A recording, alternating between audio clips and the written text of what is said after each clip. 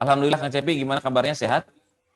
Alhamdulillah, Mas Wisnu ya dan pemirsa semua, alhamdulillah, jazakumullah udah diundang nih. Eh, jadi jadi deg-degan nih harus bicara apa. Salam buat teman-teman yang di Kaltim dan dimanapun berada ya, buat Pak Ustadz Wisnu. Mas Wisnu ini teman kuliah lama ya, senior saya dan sekarang jadi mentor saya. Beliaulah yang menjerumuskan saya ke hal yang benar ya, bukan menjerumuskan ke hal yang tidak benar. Jadi waktu itu Kang Cepi sedang ada masalah dengan utang ribanya.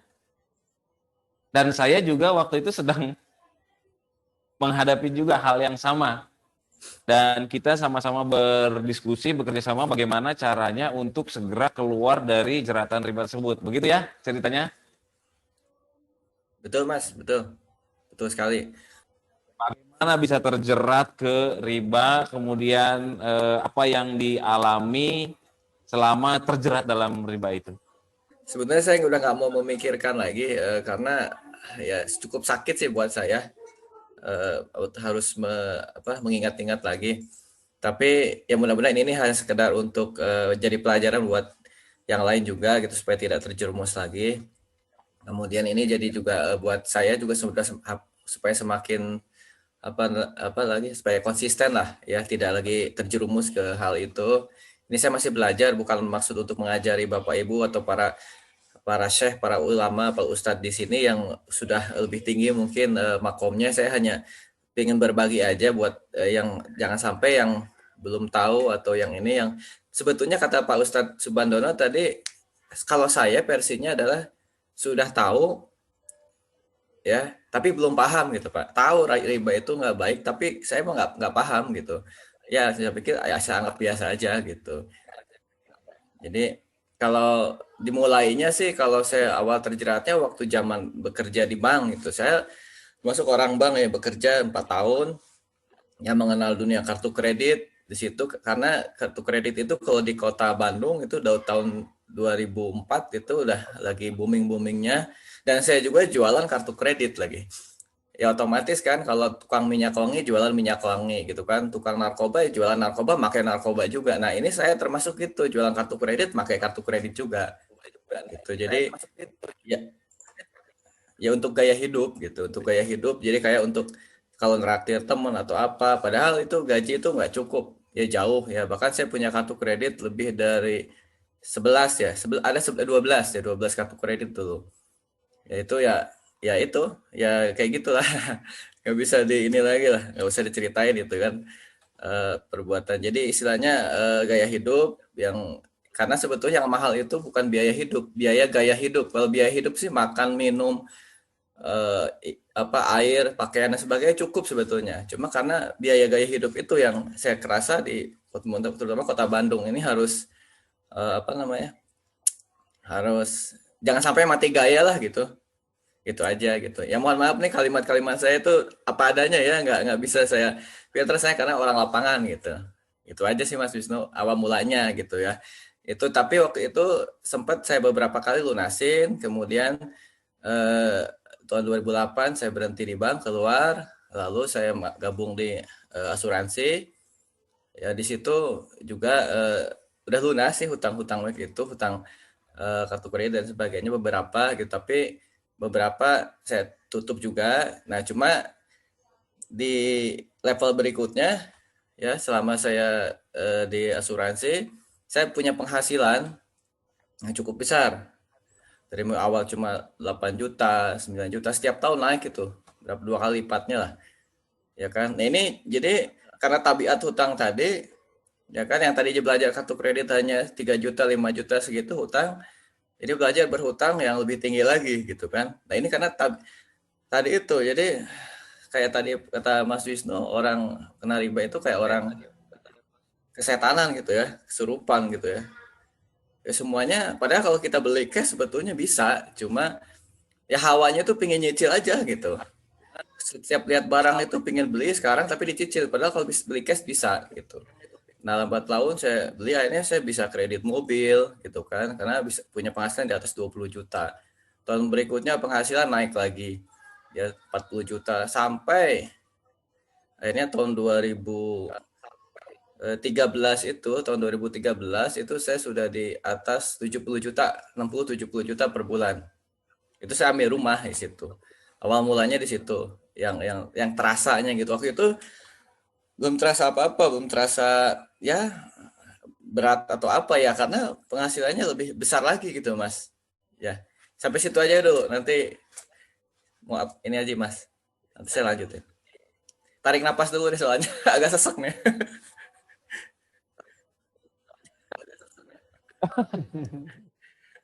Masya Allah, tabarakallah. Eh banyak ini ya, banyak penghasilannya ya. Jadi seolah-olah nggak terasa kalau Ya, harus nyicil banyak juga gitu ya. betul Mas. Jadi bukan masalah nggak terasa. Jadi itu ada hawanya gitu.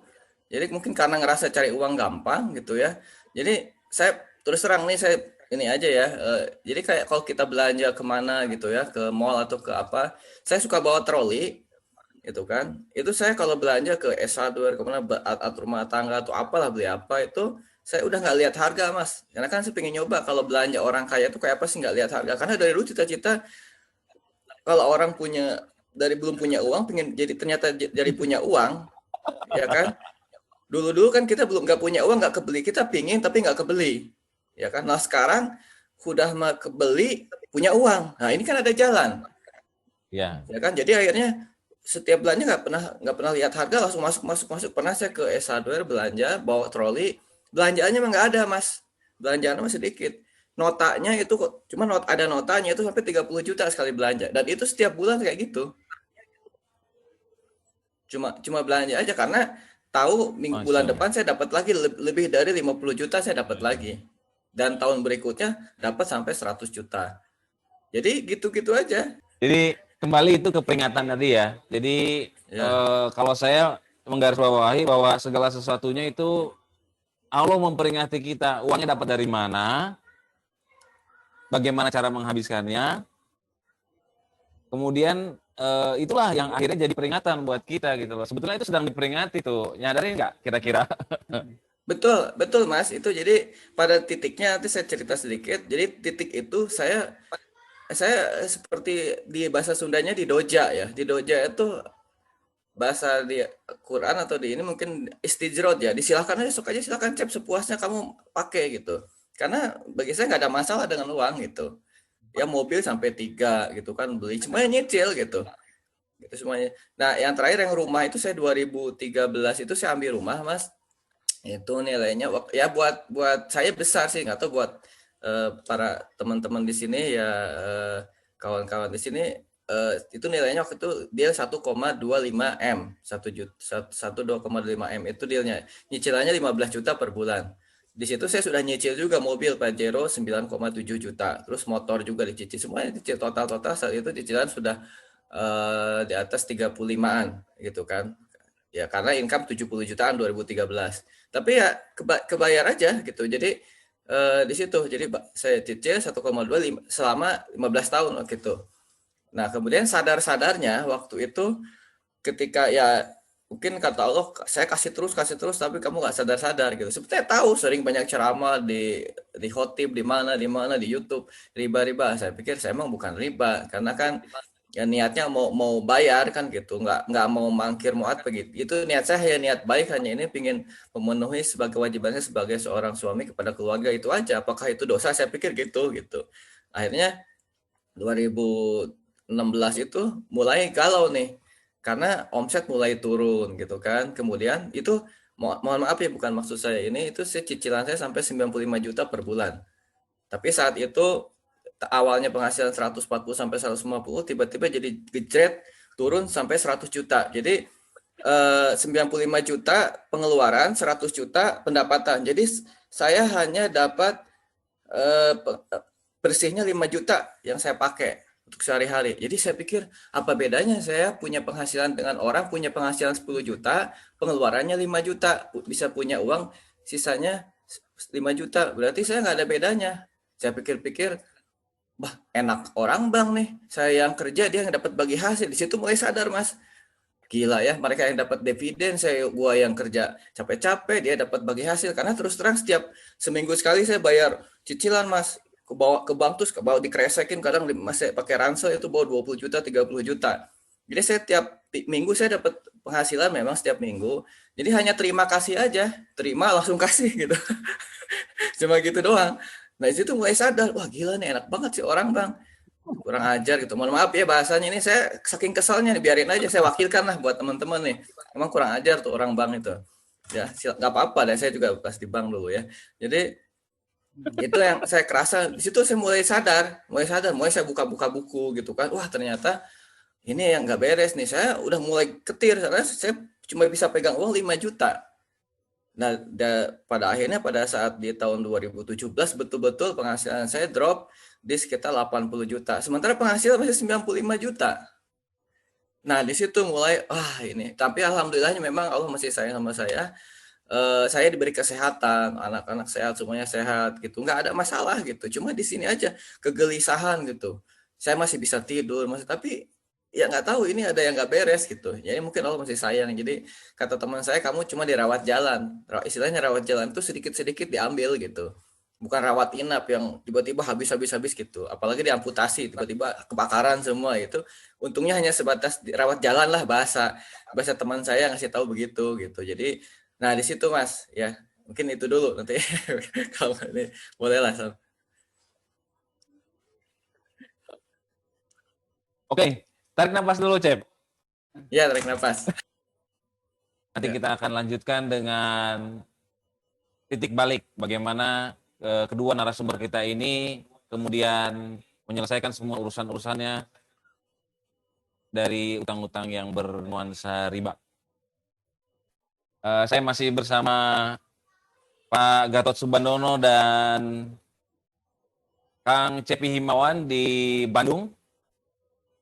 Seperti yang saya sampaikan tadi, saya ingin bertanya lagi ke Pak Gatot Subandono.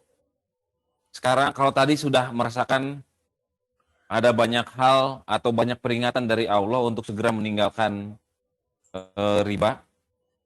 Nah sekarang bisa dong kita tahu nih titik baliknya di mana nih Pak Gatot dalam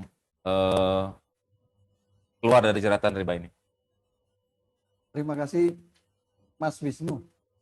Biar lebih mudah ya. Insyaallah. Tadi Saya masih muda kok. Masih muda ya. Masih muda dari pinggang ke bawah. Mendengar dari ceritanya Kang Cepi tadi, ya saya juga jadi sebetulnya tidak ingin mengingat-ingat kembali yang tadi ceritanya Kang Cepi, tapi Betul. ini dipaksa Mas Wisnu untuk cerita gitu ya. Jadi titik baliknya apa yang dikatakan modal usaha habis, ya. Mohon maaf juga tidak ingin menyampaikan bahwa dulu saya kebetulan rental mobil dan setiap bulan saya harus menjual mobil saya gitu satu persatu gitu. Ya alhamdulillah waktu itu ada sekitar 20 dan satu persatu habis. Jadi terkikis lah. Sehingga Allah memberikan peringatan selain sakit yang saya terima tadi, Ustaz. Jadi saya itu sakit sampai saya tidak merasakan kalau itu saya sakit. Kedua, saya pikir saya harus memulai lagi karena apa yang harus saya mulai, kecuali saya berdiam diri gitu, menunggu apa yang akan saya mulai karena semua sudah satu persatu akan. Nah rupanya saya ingin menyampaikan bahwa meskipun saya tidak tahu bahwa di Al-Quran telah tercatat di Al-Baqarah 275 itu, rupanya dari apa yang saya rasakan saya berniat untuk tidak mengulangi kembali atau tidak ingin lagi terlibat dengan hutang, karena itu menyiksa, penderitaan, ya, hidup tidak tenang, kemudian banyak hal yang saya alami yang tidak buat kita lebih mantap dalam berwira swasta. Kalau Kang Cecep tadi sudah tahu tapi melanggar gitu ya, Kang Cecep, saya termasuk yang tidak tahu dan saya melanggar, tapi itu di pertengahan saya atau di saat saya mulai tidak berdaya baru menyadari bahwa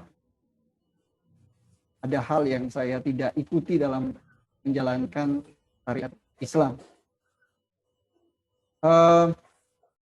Satu saat saya dihubungi sama rekan ini, saya ingin berbagi rezeki, menyampaikan itu ke saya.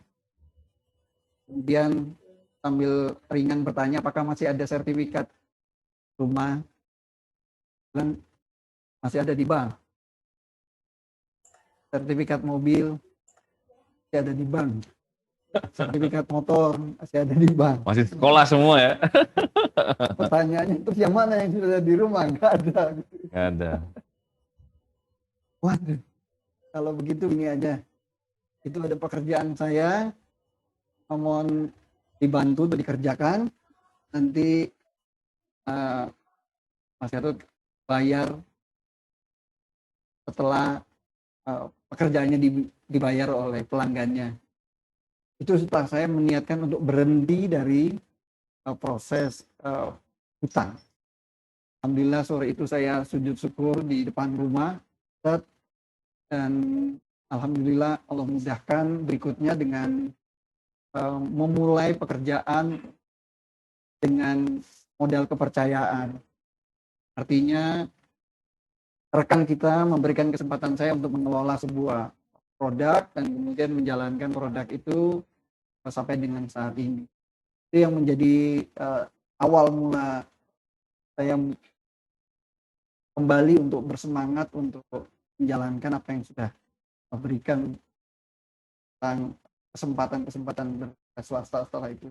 Oh, jadi titik baliknya Pak Gatot berniat saja ya? Waktu itu berniat untuk berniat untuk berhenti. Kemudian ada ganti ya? Allah balas. Langsung jawabnya. Baru niat ya? Baru niat. Baru niat sudah dijawab dengan dikasih pekerjaan. Iya. Tanpa modal. Tanpa modal. Masya Allah, tabarakallah. Jadi barang siapa memang yang berniat atau keluar dari satu hal yang buruk, Allah akan ganti dengan hal yang baik berlipat ya. Berlipat. Masya Allah, tabarakallah. Luar biasa. Ini yang ya kita semua akan alami lah atau pernah alami. Saya juga mengalami demikian. Mungkin juga sahabat muslim di rumah juga pernah punya pengalaman seperti ini. Ketika baru berniat saja mengenai hal yang baik, Allah sudah berikan jalan atau berikan rezeki kepada kita berlipat-lipat dari yang kita harapkan.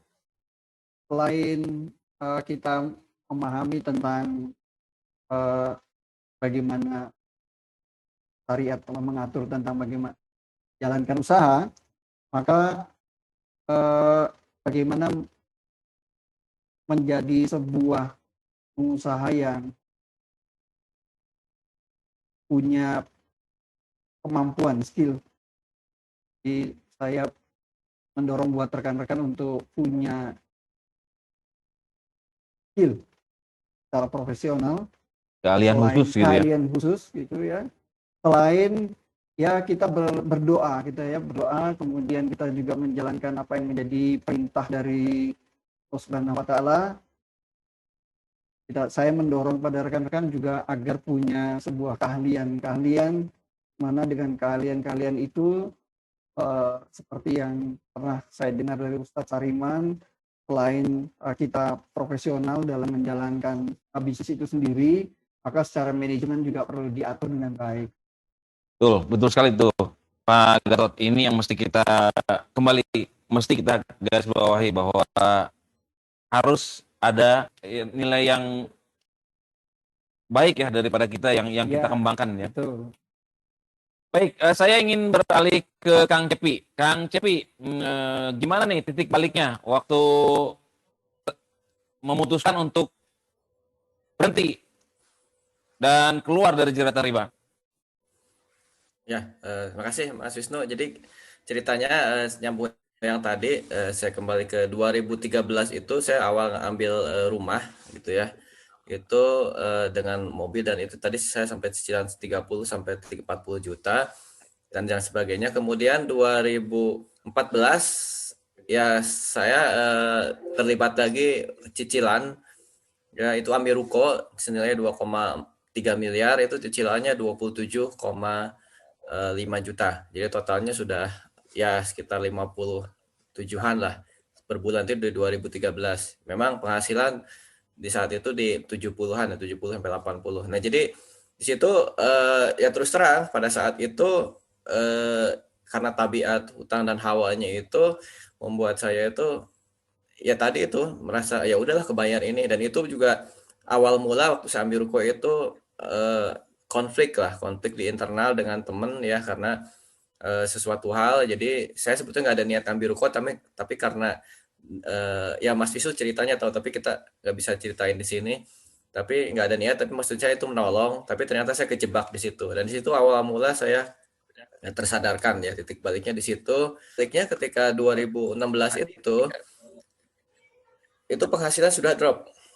2016 ya 100 juta, pengeluaran 95 juta. 2017 tinggal 80 juta, pengeluaran masih 95. Itu sudah minus, besar pasak daripada tiang. Ya udah bingung nih harus gimana nih. Gitu, akhirnya salah satunya ya saya lunasin beberapa ini, tapi saya masih ingin mempertahankan tadinya rumah dan ruko gitu kan. Itu 2016 saya lepas mobil dulu ya, jadi saya alhamdulillah ada lebihnya. Saya niatkan di situ, ya Allah saya pokoknya tobat pingin lunas gitu, tapi nggak tahu caranya gimana ya. Saya nggak mau buat lubang lagi, karena saya pernah dikasih tahu juga sama teman. Kemudian saya juga sering komunikasi sama Mas Wisnu. Saya bilang, Mas minta bahan yang Mas Wisnu punya, saya pingin baca. Dikirim ini PDF-nya, saya baca, dan Masya Allah di situ seperti saya ditampar ya berkali-kali, karena semuanya jadi ya ada dalam diri saya gitu. Jangankan berjuta-juta, 1 dirham aja katanya seperti apa, menjinahi orang tua sendiri gitu kan. Nah itu sampai saya gemeteran gitu. Wah ini udah situ sudah enggak, ini akhirnya saya jual mobil. Waktu itu ada sisa, saya umroh, saya berdoa di Multajam, di Raudhah, di mana saya pengen lunas hutang, pengen hidup tenang gitu kan. Itu aja berdoa saya. Jadi lunas hutang, pengen hidup tenang, pengen gimana caranya nggak tahu, karena dari situ bingung harus ngapain gitu kan. Penghasilan sudah mulai ini, sebetulnya kalau kata orang penghasilan iya memang besar, cuma kan nggak bisa buat hidup gitu, hanya sebatas terima kasih, terima langsung kasih lagi gitu ya. Kayak tadi, kayak bagi hasil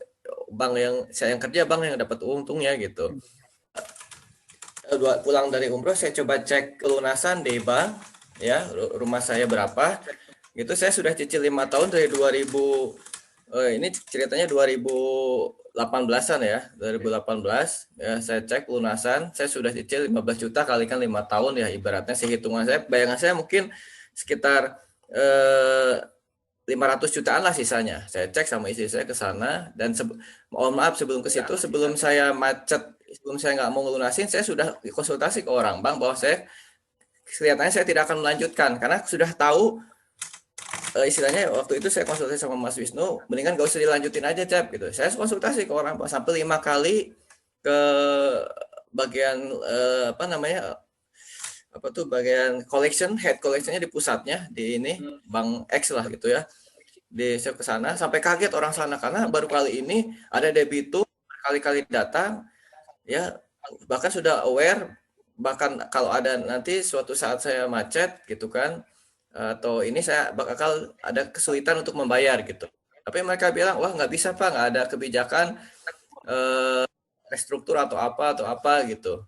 Karena Bapak kondisinya sekarang lagi lancar gitu. Memang itu saya masih lancar, 2016-17 itu masih lancar, masih kebayar. Karena tadi itu cuma terima dan kasih gitu. Nah, akhirnya karena masukan itu, ya udah macetin aja Bu. Akhirnya saya datang, saya ancam aja banknya. Pak, kalau gini caranya saya nggak akan bayar. Ya silahkan aja Pak, katanya, kalau nggak mau bayar gitu kan. Jadi nanti Bapak bermasalah dengan kita nanti. Ya ada tuntutan ini itu, ditakut-takutin lah. Nah, saya bilang oke lah, tapi berapa, atau kalau mau Bapak lunasin. Oke, saya pengen tahu pelunasannya berapa. Pas begitu dicek, pelunasan sisanya pokok dan lain-lainnya 1,150. Wah, kaget itu Pak. Saya minjem dulu 2013 1 miliar 125. Ketika ada cek pelunasan 1 miliar 150, makin besar. Saya pikir 500 tuh 600 lagi. Buset deh. Saya bilang, ini kemana aja gitu. Ternyata marginnya aja, bunganya aja itu 13 juta. Jadi hanya pokok hanya 2 juta saya bayar. Waduh, saya bilang, istri saya sampai meleleh air matanya. Kok kita nyicil 5 tahun ngapain aja katanya. Buset deh di situ, Masya Allah, astagfirullah. Saya bilang, udahlah jadikan lah ini mah. Mau dibayar, ku saya mah nggak akan saya bayar. Saya bilang, aslina saya bilang nggak akan kesini lagi. Terserah saya bilang. Pak, Bapak nanti apa nggak takut nanti didatangin kolektor? Saya ingat waktu itu omongan Mas Wisnu, nggak usah takut Cep, takut sama Allah aja. Itu saya omongin, saya nggak takut Bu, saya takut sama Allah, saya gituin. Gitu kan, akhirnya ketawa sih bapaknya. Wah silakan aja Pak, minta sama Allahnya. Wah saya bilang, bapaknya hati-hati loh, Nyalahin Bapak saya harus terus. insaf saya bilang.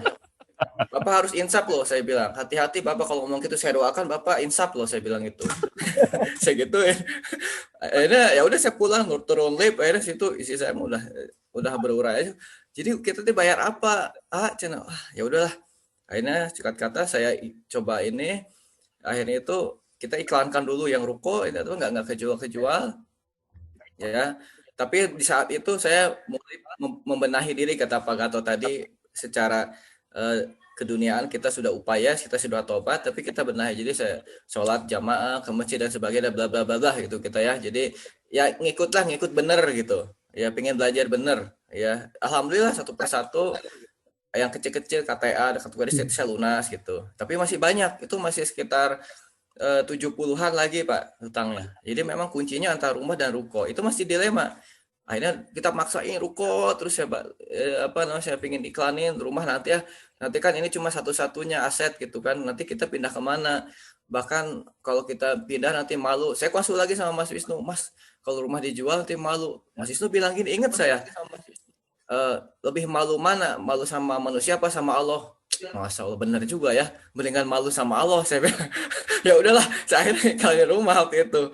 Walaupun saat itu rumah udah ada peringatan apa namanya bakal dilelang apa itu saya cepet-cepetan saya iklankan saya apa namanya karena sudah masuk lelang gitu ceritanya atau lelang atau enggaknya karena itu di situ saya juga dilema waktu itu karena harus minta tolong sama siapa secara lahiriahnya saya harus minta bantuan. Saya sempat ikutan apa namanya komunitas anti riba yang di Jawa Barat gitu kan. Waktu itu saya apa namanya minta solusi terakhir karena saya di ujung tanduk gitu kan. Nah waktu masuk komunitas itu saya sempat trainingnya ikut yang di Ciamis yang di mana malah dikasih tahu Bapak harus tobat harus dasar-dasar menghadapi kolektor ke ini gini. Saya bilang Pak Bu punten itu mah sudah makanan sehari-hari menghadapi kolektor mah.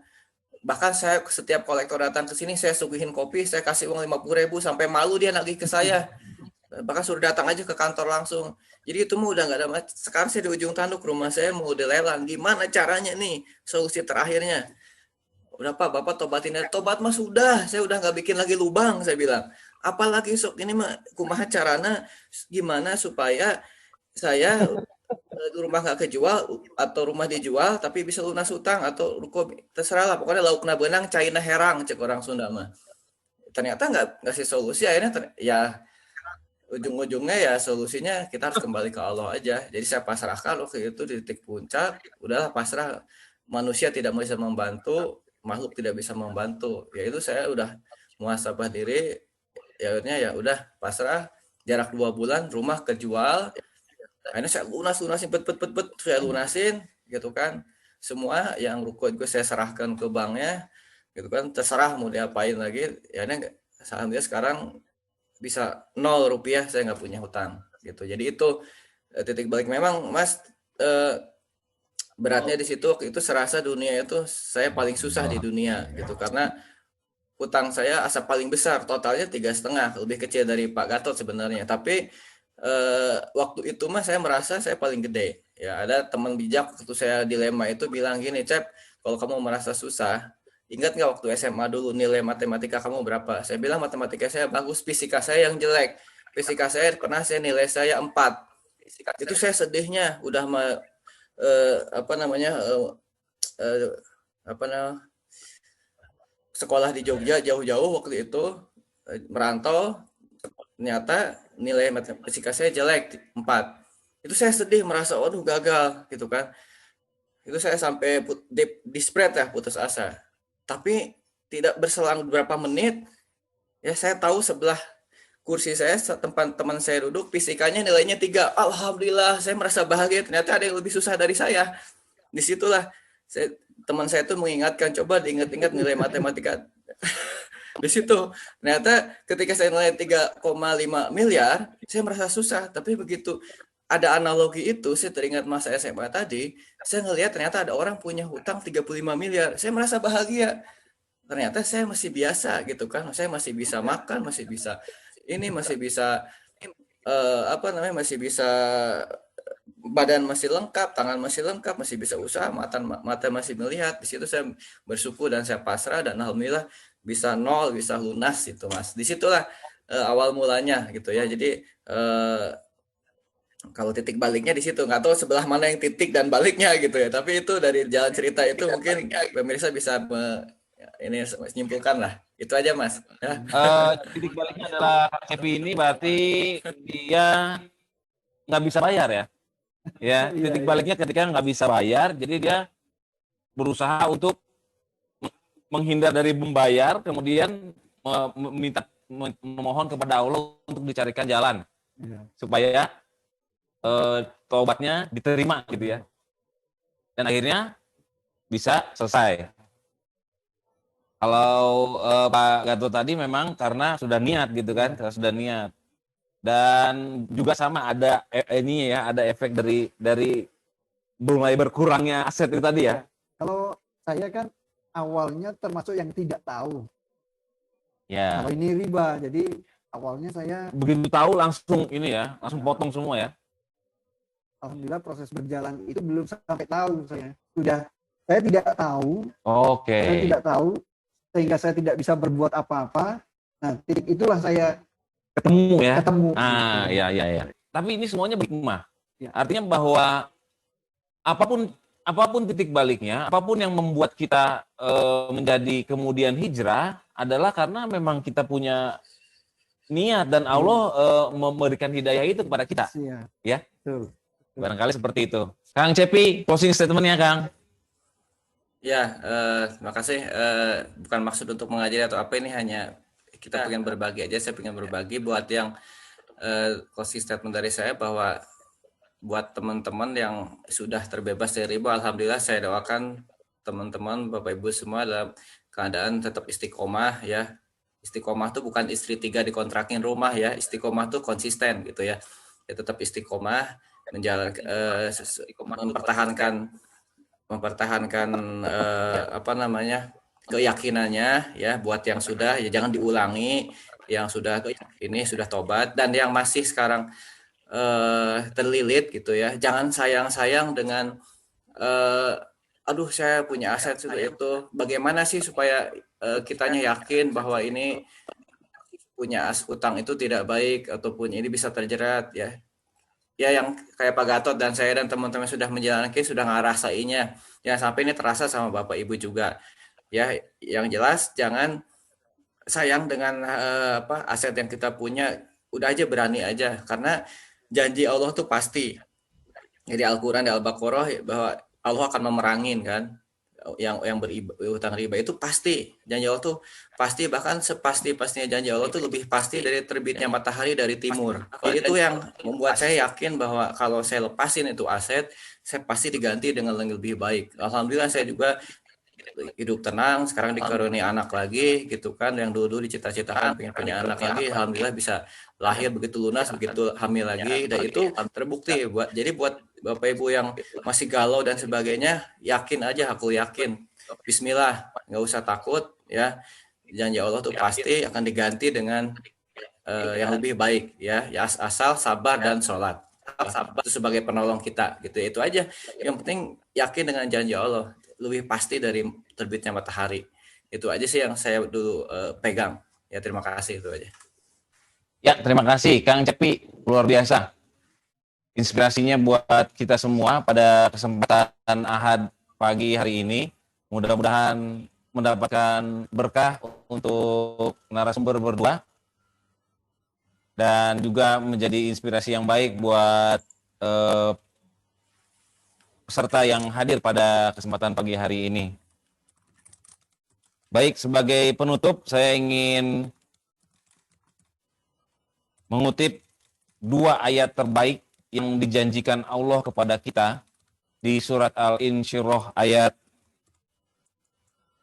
5 dan 6, di mana di situ disebutkan fa inna ma'al usri yusron, inna ma'al usri yusron. Jadi segala penderitaan, segala kesulitan yang kita hadapi pasti ada kebaikan di dalamnya. Pasti ada kemudahan di dalamnya. Dan Allah sebutkan 2 kali di dalam surat tersebut.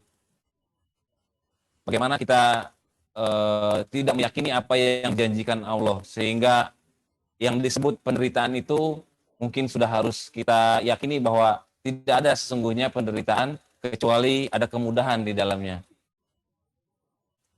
Baik, terima kasih atas segala perhatian yang sudah dicurahkan pada kesempatan pagi hari ini di acara talk show Komunitas Bebas Riba Bebas Utang Balikpapan dengan tema True Story Derita karena Jeratan Riba ya. Masya Allah, tabarakallah. Mudah-mudahan kita bisa bertemu lagi di kesempatan talk show berikutnya dan di acara-acara lain yang diselenggarakan oleh tim dakwah Komunitas Bebas Riba Bebas Utang Balikpapan. Sekali lagi kami mengucapkan terima kasih yang sebesarnya kepada Pak Gatot Subhandono yang menyediakan waktu dan kesempatannya pagi hari ini. Juga kepada Kang Cepi Himawan di Bandung. Mudah-mudahan selalu sukses. Masyaallah, tabarakallah. Salam untuk rekan-rekan di Bandung dan keluarga. Mudah-mudahan selalu dalam lindungan Allah Subhanahu wa taala. Baik, Amin. Terima kasih, Mas sahabat Wisnu, Muslim Pak Gatot. dimanapun Salam. Anda berada, Mas Wisnu. tiba saatnya kita menutup acara. Mari bersama-sama kita mengucapkan Alhamdulillah, Alhamdulillah, Rabbil Alamin. Mudah-mudahan Allah memberkati kita semua dan selalu dalam keberkahan. Barakallahu li wa lakum fil Qur'anil Azim. Assalamualaikum warahmatullahi wabarakatuh.